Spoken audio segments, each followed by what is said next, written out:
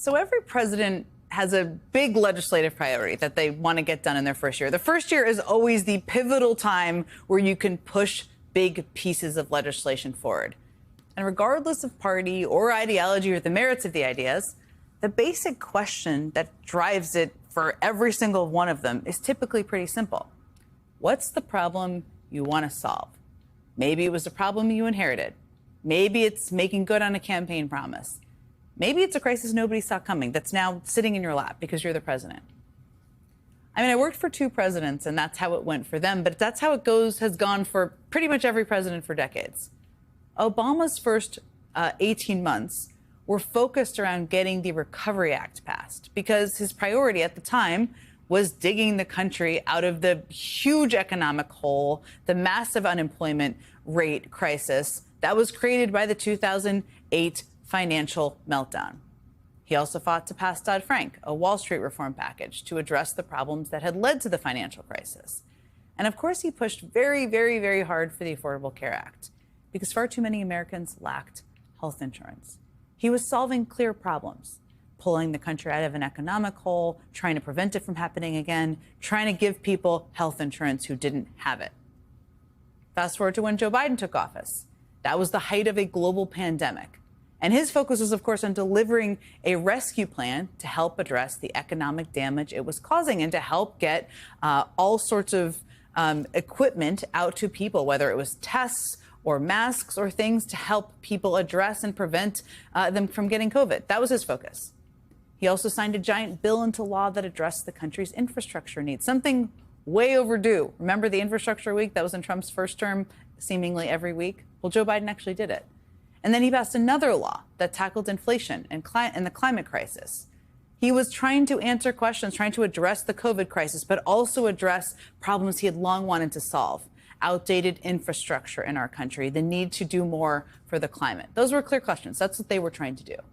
In every case, and more cases than those, presidents identified problems that were impacting huge, broad swaths of the country.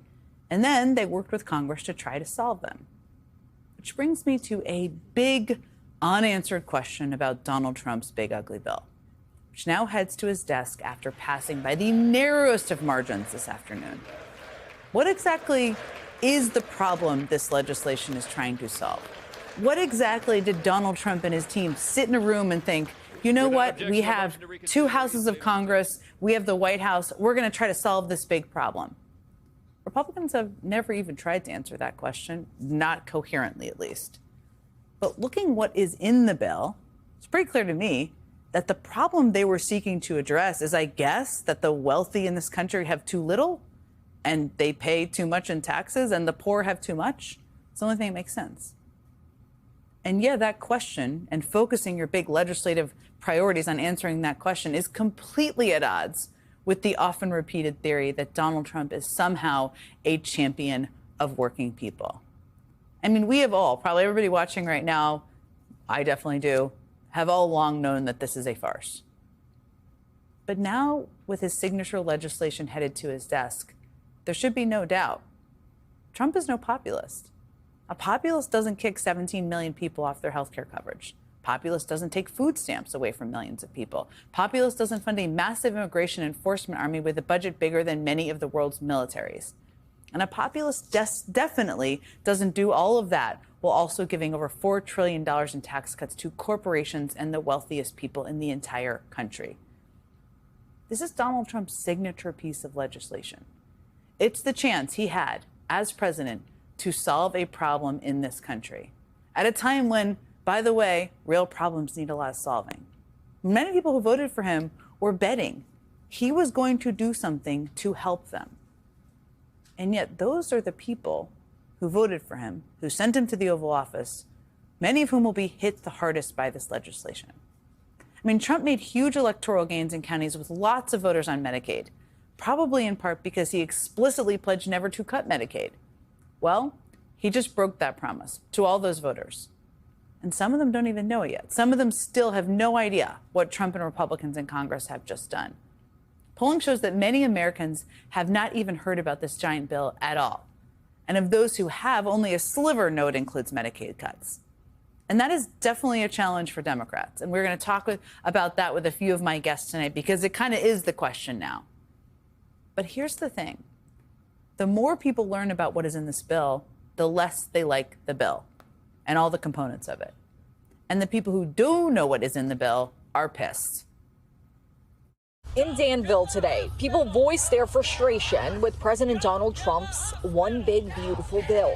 Say Medicaid! Loud and clear across the street from their congressman's office. Dozens gathered outside Representative David Valadeo's office. Their message to the congressman: vote no on what the protesters call deadly cuts to health care. Protesters tonight on Dodge Street pleading for Nebraska's representatives to have a change of heart. Frustration mounts as a massive federal budget bill hits the House floor. In congressional districts all across Georgia Tuesday, constituents demonstrated against President Trump's spending bill. The organization of Monday's Stop the Billionaire giveaway bus tour says those in favor of this bill aren't looking at its harmful effects to the greater population, such as Medicaid restrictions, food assistance, and rollback tax credits on clean energy. Everything you just saw, that package of protests across the country from all over the place, is just from the past 3 days. And there were more. Protesters showed up in Tucson outside the office of Republican Congressman Juan Kiscomani and outside Republican Congresswoman Young Kim's office in Anaheim. In Staten Island, protesters held what they called a die-in, that's what they called it, outside the offices of Republican Congresswoman Nicole Maliotakis. They brought homemade tombstones representing the lives impacted by Trump's big, ugly bill. And the protests are only gaining steam. Tomorrow, there are more than 200 Free America protests planned across the country.